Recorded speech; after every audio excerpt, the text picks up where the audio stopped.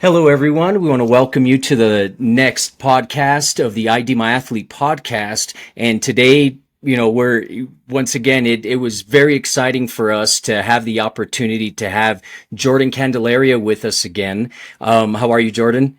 Good, how are you? Thank you I'm for having doing me. well. Yeah, of course. And when we did the first podcast, I know I did mention that, we'd be following you and we'd be bringing you back. And, especially with you already going through already through a spring season and your first full official fall season, we just thought it was a perfect time to get that opportunity to chat with you and, find out how things went, get some of those, that information that, people just want to know and want to be able to follow you as you progress through your college career, but to also help out those athletes that, want to follow in those footsteps and know what they're doing. So, once again, thank you for joining us. Of And course. yeah, and so, Jordan, one of the big things, and, since we talked to you and obviously you've started college and, you're at Long Beach State, Division 1. But one of the things that even before you got to college, when you started in the spring is you were named New Mexico Gatorade Player of the Year. Yeah, How was that? How was that finding out? Was that something that you expected or, how was that? it was so exciting. It was something that I've always wanted. Like it's always just been my just in the back of my mind. I always wanted to finish my high school career with Gatorade Player of the Year. And then I don't know. I was kind of doubting it. I was just like, oh, I didn't play all 4 years of high school. I just didn't really think. And then one day I just woke up. My mom's like, hey, look at this email, and it said, "You're so congratulations." And I was like, no way. So it was really exciting. It was a big accomplishment for me. Yeah, and that was exciting for us as well when we heard it and then, being able to see it and, well deserved. You definitely, you've definitely been a player, especially coming out of New Mexico, who's always was dedicated to your sport, your craft, your school, everything you did. And I know there's a lot of good athletes in New Mexico and a lot that were, up for that award. But that's, I think sometimes when that surprise comes when you're not, it's that even that better feeling because I know you're a humble athlete as well. And it's, it's putting in the work, doing hard. And it's just always great when those accolades come. So that was one of the things we wanted to bring up right away because it is a great honor. And for those who don't know, I mean, you know, there's a lot of athletes that are looked at for that, so to get that honor out of New Mexico is great. So Thank you. Thank you but so much. yeah, definitely. And just kind of moving on, once you left high school, obviously you did graduate early, correct? You Yes. graduated in December and you started college in the spring, right, of your first year. But for those of you who are not familiar with Jordan's situation, I know when we initially, Jordan has been one of our original ID My athletes, and when she committed to play college soccer, she committed for the University of Cincinnati. Right when we did our first interview, we talked about University of Cincinnati, getting ready, getting prepared. But obviously, you did start the spring with the University of Cincinnati, but something happened there. You obviously, like I said at the beginning of this podcast, you played your first year for Long Beach State. So why Yeah. don't you kind of update us a little bit on what exactly happened there with starting with the University of Cincinnati and then, heading off to Long Beach State? Yeah. So, like you said, I went out early, which would have been my second semester of my senior year. So I was a mid-year freshman at Cincinnati, which was the spring season. So I got to play in all five spring games, and it was really rigorous training because the spring season is that's when you really get the work in. It's unlike the fall season, which is more like just trying to keep up your play because you're playing so many games. So it was really rigorous and intense. And then so there was a coaching change that happened around the time that I signed my letter of intent. But I stuck it out. Just wanted to see how it was at Cincinnati. And then, with coaching changes, I've learned just comes a lot of change and flux within like the whole program. So after the semester at Cincinnati, I decided I wanted to enter the transfer portal. And, after just seeing how many other people enter the transfer portal, I really realized like that's the whole college game. The transfer portal is such a huge thing in college soccer right now. It's constant. And in that moment when you're like it's kind of scary, like you're going to go into the transfer portal, but then you realize how normal it is, and it's something it's an opportunity. So I entered the transfer portal, and then I got reached out to by Long Beach State. And I was kind of talking to them before I went to Cincinnati, so it was already an option I had in the back of my mind. And they asked me to come out and visit, so I took a visit out there, and I ended up just loving it so much. It just felt like a really good fit for me, and so then I committed there, and that's where I am at currently. And that process happened pretty quickly for you, correct? From the point you hit the portal to the point, because I know there's timelines and everything that has to happen, but I think the good part was that it kind of came about pretty quick, right? Because like you said, you already had built a relationship with those coaches during the recruitment process while in high school and club soccer to do that, right? So was even though the process went pretty quick, was there still just and putting your name in the transfer portal, was there some nervousness, some, like Yeah, what's going to for sure. happen? Yeah, it was really nerve-wracking. But I think one of the important things that I learned is like it's good when you're still in the recruiting process to not burn any bridges with any coaches. So even if you are letting a coach down, just making sure like they know that you liked the school, or just making sure that you keep good connections with everyone you meet, because in the end that's what made my transfer process so easy, is because I already had already been talking with them, already had a good relationship with Long Beach. Um, so yeah, it was nerve wracking, but also I felt like a sense of ease that I knew everything was happening for a reason. There was a plan and a place that I had to go. Yeah, and you hit it right there is that, and especially as we get into talk about Long Beach State and your time there of how things really do happen for a reason, and just that, like you said, coaching change, right? You never know. And that's one of the things that we've really worked to tell athletes is that even when you feel the recruitment process is completed, it's really not completed. You may have gotten the weight off your chest of the school's interested in you. You have your offer. You're committed first. Then you sign, right? Which you were already past the signing point, right? Like you said, you went through the portal process. It's a big thing. But the main thing is that because you maintain those relationships, because you built good relationships, didn't burn the bridges. That's the one thing we tell the athletes is that, we've had other athletes that when they make that commitment, they call those other schools that gave them offers as well to let them know that they made a decision. Unfortunately, it didn't go that way, but I mean, we've heard from other athletes where they're like, these coaches are like, we understand, but if something happens, we're still interested in you. So Mhm. you fell into that perfectly, it seems like. Yeah, yeah, I did. Yeah, it really worked out. I think that's really important. Like you said, giving them a call is something that I would say is really important if you are going to be letting them down. Excuse me. But it's a lot more personal than sending a text. Or I've even some of my like athlete friends have just completely ghosted the colleges, and I'm like, well, that's brave of you, but I think it's really good to like definitely give a call.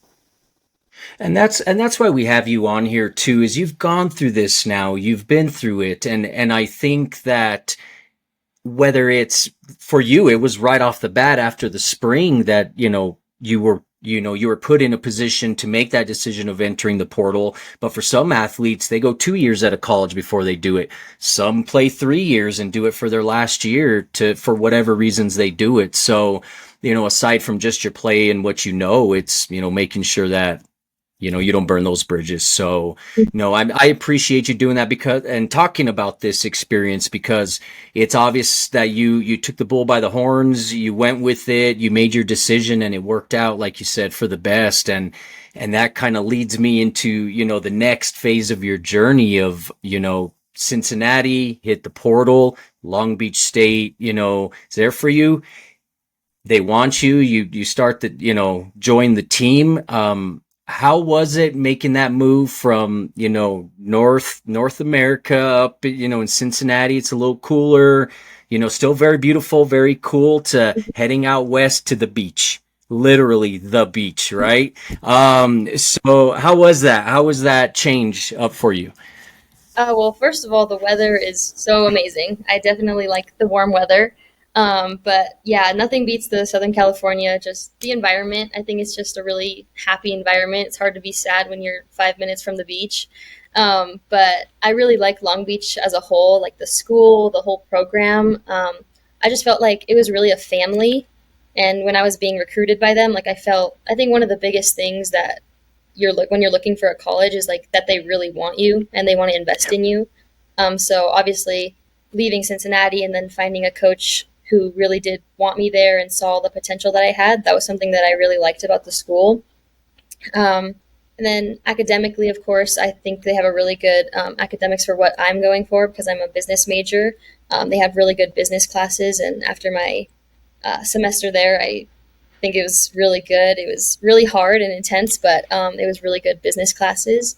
And then in terms of the actual soccer, I love the style of play of Long Beach. I think it's rather than like stagnant and like run play 78. It's more fluid. It's more like you Yeah. play as you see it. The beautiful game, you know. So I really liked that style of play. It's fun to watch, and it's even more fun to actually play. And like you said, things happen for a reason, and it sounds like you can see the happiness in you, and everything with that decision. And that's the best part, is that you have to feel comfortable with that decision. But what comes with that is knowing where you're going, knowing the coaches, knowing the players. Well, the players you're going to learn once you get in, which we'll talk about now. But yeah, finding that feel, and talking about players. What was it like? You had already gone through Cincinnati, and having to step on the field in that sense and playing. So it was not new to you to have new teammates to do anything like that. But how receptive were they to you coming in, and how was it, um, you know, blending into this new team?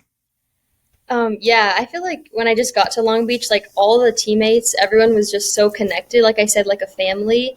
And something that I like realized is that at Long Beach, that there's not really like a separation between the classes in terms of hanging out because everyone is all friends, you know. Like I would hang out with some of the seniors, the fifth, sixth year seniors who are, and they're going to hang out with the freshmen, and everyone's just all mixed in.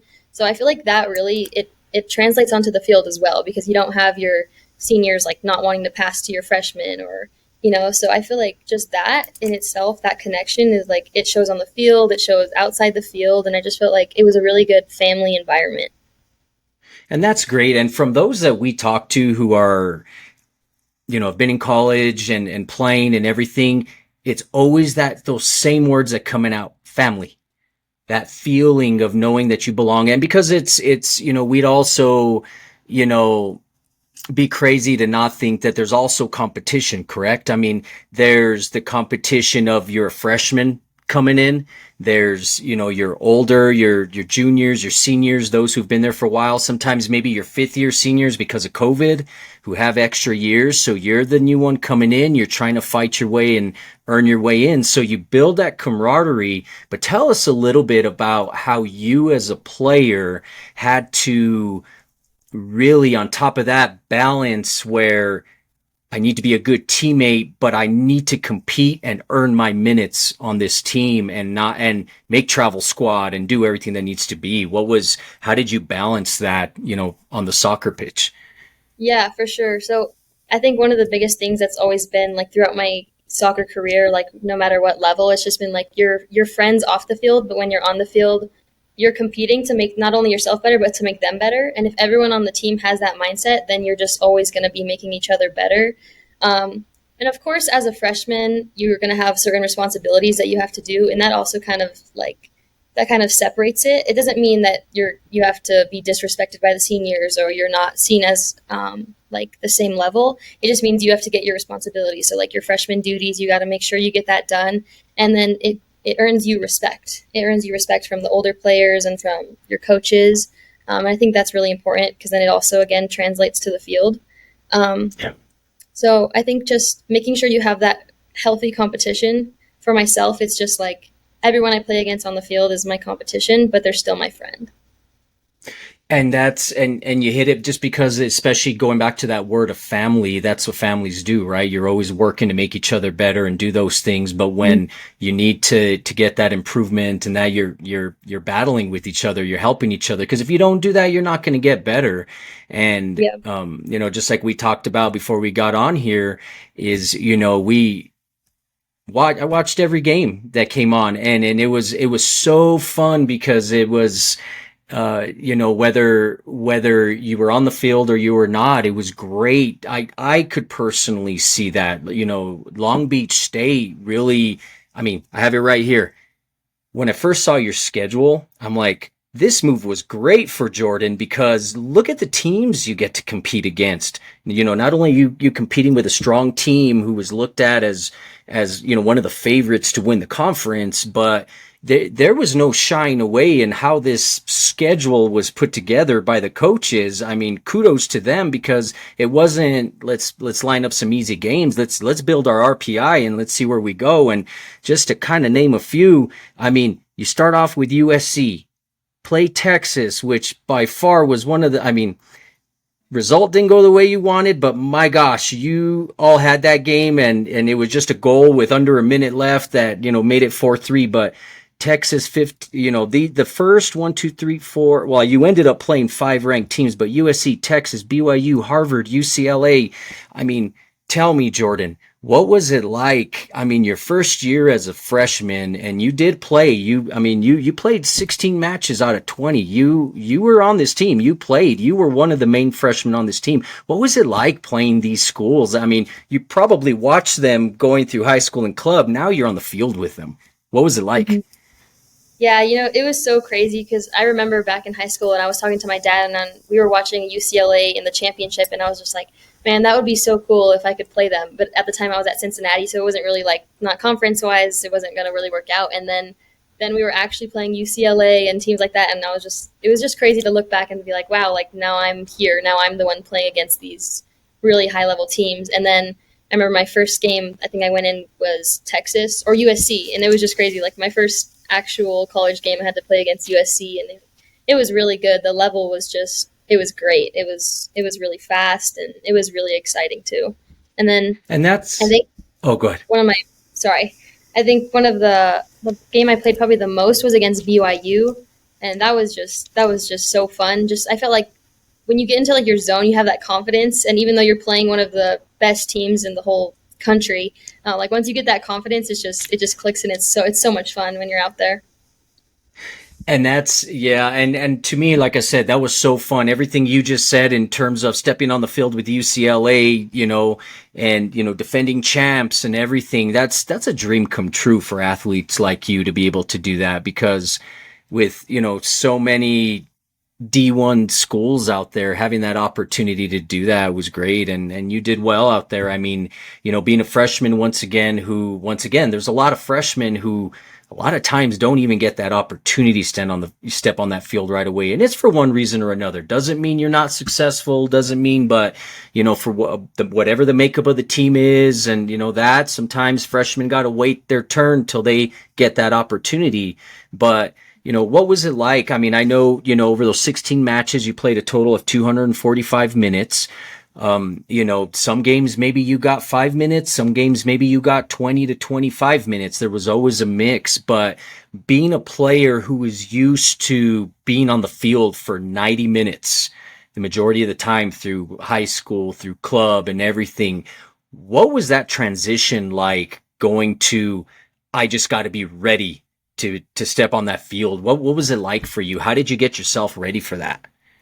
Yeah, I think that's probably one of the biggest challenges because, growing up, I've always been like always play in high school, you always play in clubs. So then making that transition, it's definitely difficult and it's something you have to just accept. And I remember something my dad always told me is like, if you're going to get 5 minutes in the game, then that's going to be the best 5 minutes and you're going to work the hardest you can for those 5 minutes. So I think what I just had to tell myself is like, no matter what I'm doing, whatever my role is for that day, if I'm going to be on the bench and I'm going to be cheering, then I'm going to be the loudest cheerer. If I'm going to be the five coming at the last 5 minutes, then I'm going to make sure that's the best 5 minutes of the game that you'll see. So I think it's just whatever I'm given, I'm going to make sure that I do it at the best I can, and then I just perform my role at 100% for that day. Nailed it again. That's, I think a lot of times athletes think, not all athletes, but a lot of athletes feel, um, their contribution to a team is just what they do on the field. But if that's not the case, there's off the field. You're on the bench, a teammate's coming off, missed a shot, it's been a bad half.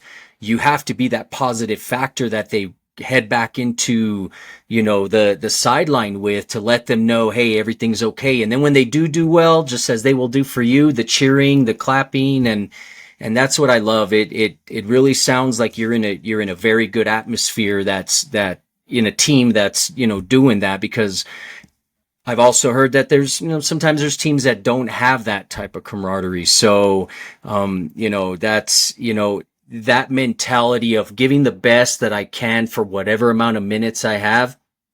Your dad knows exactly what he's speaking about. It's what I tell my kids, because it's true. You never know when you're going to be called upon. And the way you approach those 5 minutes, those 15 minutes, those 20 minutes is going to dictate where they're like, now we can get her 40 minutes. Now we can put her 80 minutes, depending on the situation. So it was definitely fun. And probably the best thing out of all of it, I think, is not only did you score a goal during the season, right? It's not the easiest thing. And people think that but you scored the game-winning goal for Long Beach State, and you play against Fresno State. You were always a prolific scorer in club soccer in high school. I mean, it was always so fun to watch you and how you did on the field. And, this same when you got to college. Tell us about that game-winning goal, though. How did that feel? How does it? Tell us about it. Yeah, it was so exciting at first, because the way it happened, it was kind of an awkward goal, and we didn't know if it went in because no one was cheering or anything. And then I was like, I scored, and so it was oh, we ended up winning that game 1-0, and it was just so exciting. And it was definitely a high point. And I feel like after that, or that was a prime example of even though I didn't play the full game, I didn't even play the full half, but it's I'm going to go in, and I went in with one of my roommate. She's a freshman too, and she assisted me, and it was we're going to work so hard for these 10, however many minutes we get. And then we ended up being the game changer, which helped us win. So I think that's kind of what they call a sub. They call them the game changers, because that's your role. Mm-hmm. You're going to go in and you're going to change the game. So yeah, it was definitely a great feeling. I didn't know that it was your roommate that gave you the assist. That makes that even better. Those are the type of things that you're going to remember forever, regardless of, these great seasons you're going to have coming up, and as you finish, and your next steps of your career, and whatever that is. But the main thing is that's your first goal is the thing that you never, and then it happens to be your roommate that gives you the assist. And it's like you said, it's, you don't play a lot. When you do get in, you made the difference. It's you can. And that's, once again, it's that mentality thing of an athlete is you can't sit there and sulk that I'm on the bench, I'm not doing anything. Of course there's times you're going to question, and maybe what am I not doing? What can I do more? That's natural. But what I'm saying is that at the college level, you just have to be ready. If you're on that roster, especially if you're traveling, if you're on that roster, be ready. You don't know if, injury is going to happen. If somebody needs a breather, something's going to happen. Be ready. And you did that, and you scored. And like you said, nobody even knew right away. Did it go in? What happened? But yeah, that's great. And it's something, that you're going to be able to build on and move forward with. So, that's great. So, overall, Long Beach State, you guys had a great season, 10 wins, 6 losses, 4 ties, a strong 5-3-2 conference record. Obviously, the season ended in the conference tournament in the first round in PKs. It was a tough one. But how was it, Jordan, with the rigors? That's 20 games in the first games start in September. I forget specifically. Mm-hmm. September, I think, right? And then you go in through November.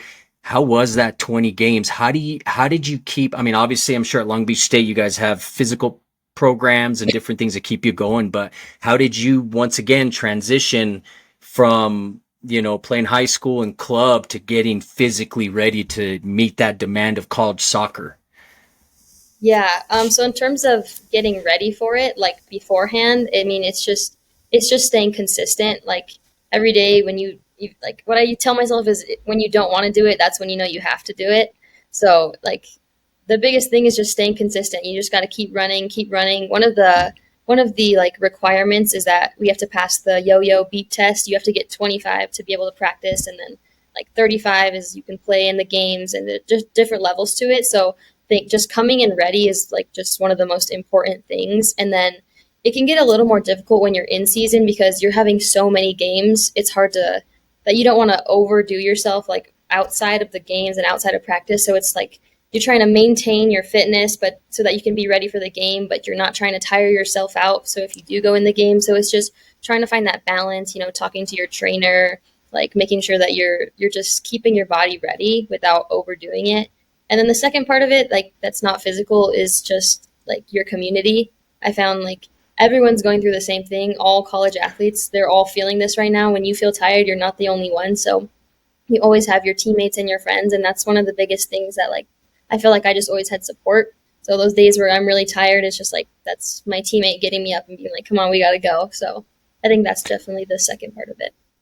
And that's a great point with that as well, just because it's leaning on those teammates and even other athletes maybe from other teams that you start seeing multiple times, especially if you're in their conference and you maybe develop, relationships because you see them, but just being able to lean on each other, because that's the other part of it. The mental health is obviously an important part of it, because there's I think a lot of times is, I think with club and high school soccer, you're representing your school on the club, you're trying to be recruited, do different things. And it's, so there's a different there's a pressure of parents and, everything that happens there. But in college now you're an adult, you have to, there's different pressures. There's different, do people think I'm succeeding or do they not? And that's, the one thing that I always want to stress to athletes is that, once again, if you're going in as a freshman and whether you're getting 5 minutes, no minutes, 10 minutes, you got to step back and say,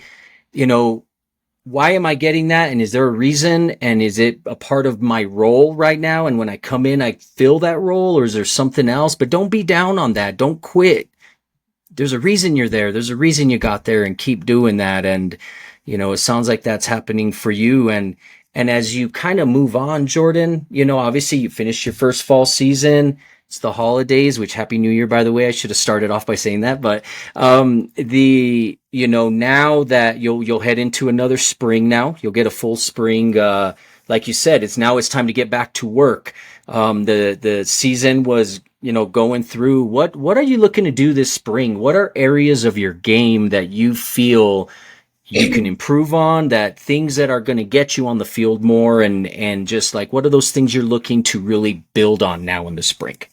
Yeah, so definitely fitness. That's always the biggest one. No matter how fit you think you are, you probably need to be more fit than that, just because it's so much running in the game. So I definitely want to continue to work on that and just keep improving it. And then speed of play, that's just something that is just so much different at the college level than when you're in high school and in club.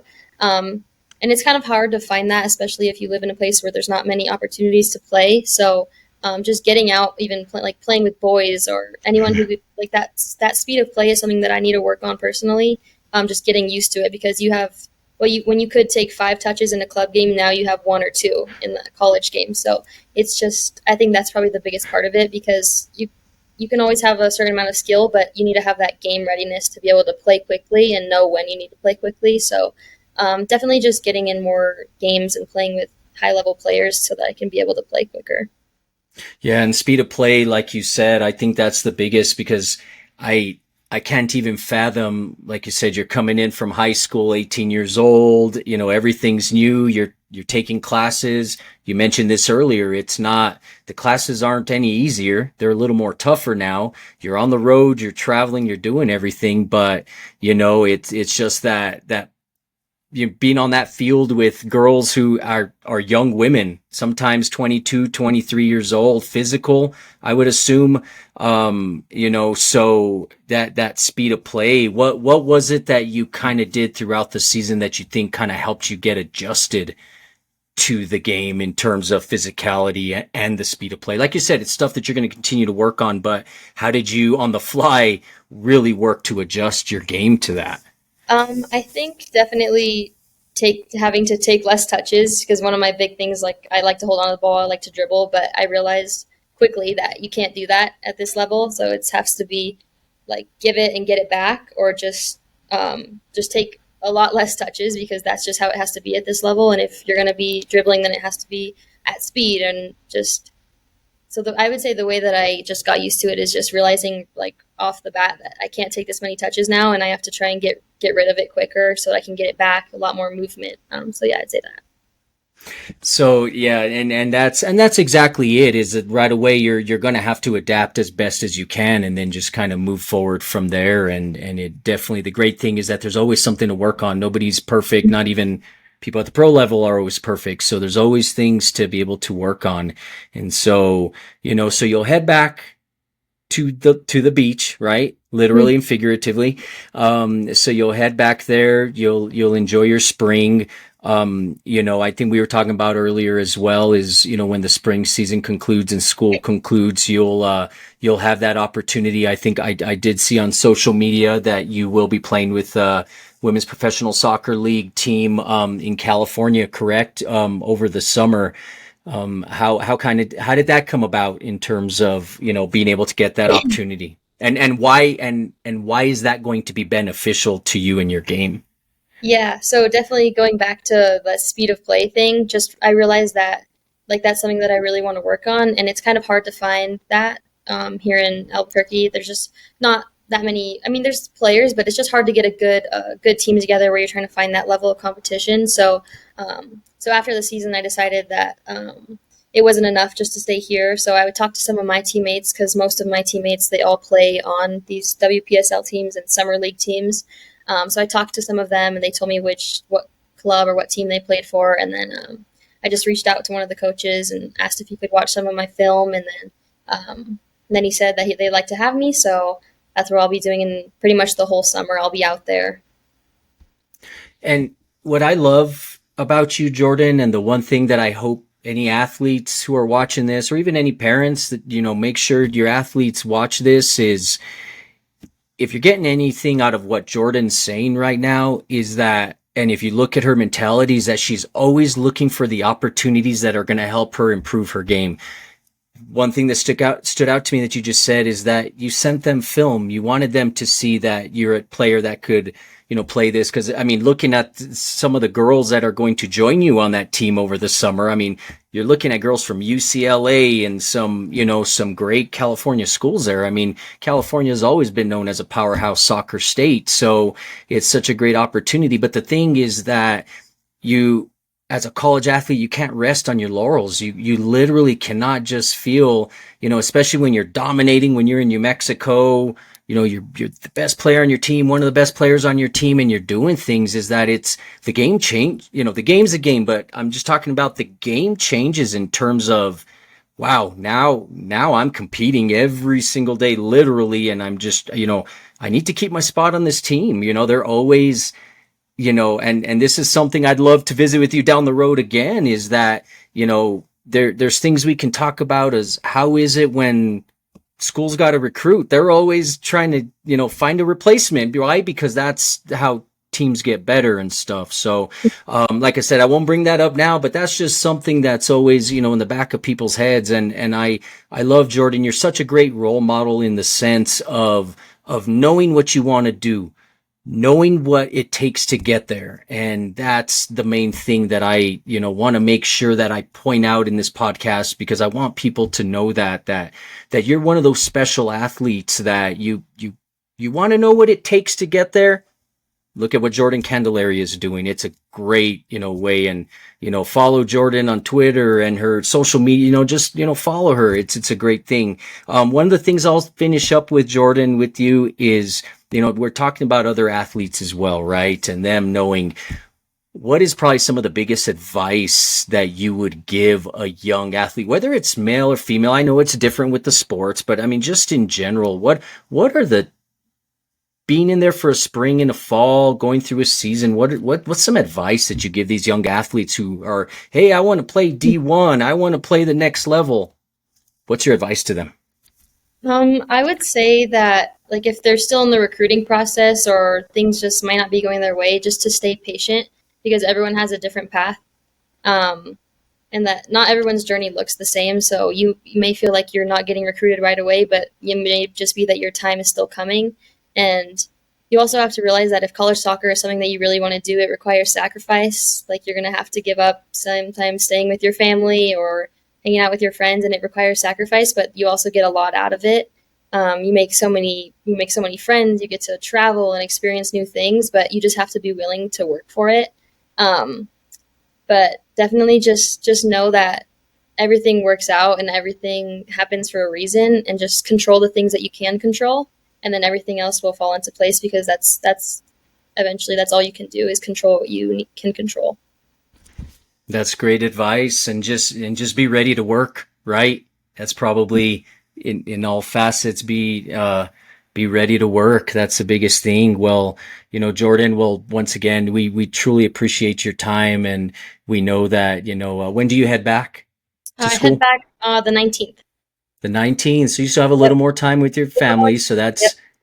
that's great. And, definitely stay in touch with us. We'll be following you. I mean, for anybody out there, you want to watch, college soccer, you want to follow Jordan. We have other ID My athletes out of UTEP. We have an athlete heading to Mississippi State, Leah Varela. I mean, we have male athlete. I mean, if you want to follow college soccer, ESPN Plus is the way to go because you can watch all these games. And usually I believe it's the Thursday and Sunday night turnarounds. You can watch two games, and that's one thing we did quite a bit of and had a blast. But Jordan Candelaria, number 10, Long Beach State, she's heading into her sophomore year. New Mexico, former New Mexico Gatorade Player of the Year. I mean, she's a tremendous athlete, tremendous player. I mean, if you're not watching Jordan and there are other athletes, you're missing out. And especially if you're a young athlete trying to make the next level and you're not watching to see what it's like at that level, you're doing yourself a disservice. Am I right with that, Jordan? If you're not preparing yourself in that way, you're hurting yourself, right? Yep. It's all about the preparation. It's all about the preparation. No more even needs to be said off that. So, Jordan, before I end it, is there anything else you want to say? Is there anything that we missed or that you want to throw out there? Anything? I just want to thank you for having me. It's really great to come and talk. And if anyone wants to reach out to me, I'm always open for questions. Love talking about soccer. So I'm always open to talk about anything. Thank you for that, Jordan. And that's the biggest thing. I think a lot of times too that the kids do, who do I talk to? They're afraid to reach out. They're that folks. Jordan Candelaria is one of the nicest, most down to earth. She's always been open. I mean, definitely when an athlete like this says, "Hey, if you ever have any questions or want," I mean, sometimes you got to take players up on that because that's the only way you're going to know what it's like. And as she said, things happen for a reason, and she's doing very well. And we look forward to watching you. Definitely keep us in tabs of how the spring goes, and then of course the fall, Jordan. But once again, everybody, Jordan Candelaria, Long Beach State. She's a midfielder and a forward. Tremendous player, even better role model. And we just look forward to continuing to follow you, Jordan. Once again, Thank you. thank you for being here with us, and we'll talk to you soon. All right. Thank you so much.